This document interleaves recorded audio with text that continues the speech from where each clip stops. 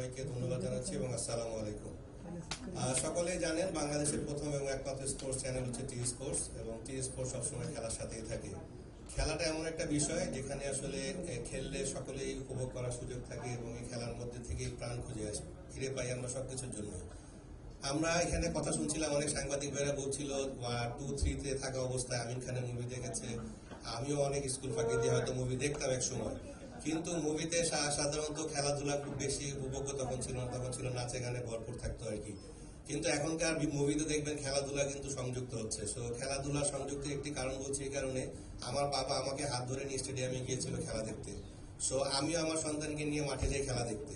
So আমরাও এটাই চাই, স্পোর্টস জগতে চাই যে আপনি আপনার সন্তানকে নিয়ে খেলার মাঠে আসুন। এখানে প্রত্যেক বাবারা কিন্তু তার সন্তানকে নিয়ে চায় ইংলিশ মিডিয়াম পড়ালেখা করাবে, ডাক্তার ইঞ্জিনিয়ার বানাবে, অনেক স্বপ্ন দেখে, কিন্তু খেলায় কখনো আনতে চায় না।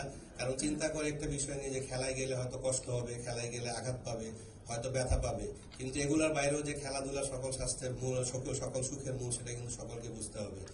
সকলে ক্রিকেট খেলছেন, আপনারা জানেন যে এই স্পোর্টস ম্যানেজমেন্ট এখানে যেটি আছে, যা স্বপ্ন দ্রষ্টা হচ্ছেন ইশতিয়াক সাদেক, একজন স্পোর্টস প্যাশনের ব্যক্তি এবং টি স্পোর্টসের সিইও।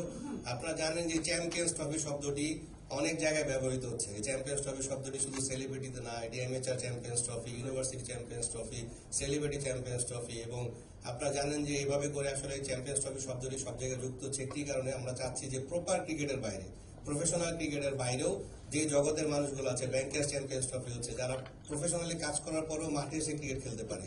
যারা অভিনয় করছেন তারা কিন্তু সারা দিন এক একটা শট দিচ্ছেন, এক একটা শট 35 বার দিচ্ছেন, কিন্তু তারও কিন্তু মন চায় গিয়ে হাত ঘুরিয়ে একটি বল করতে বা ক্রিকেট বলে একটি ব্যাটে শট মারতে, কারণ তারাও সেলিব্রিটি।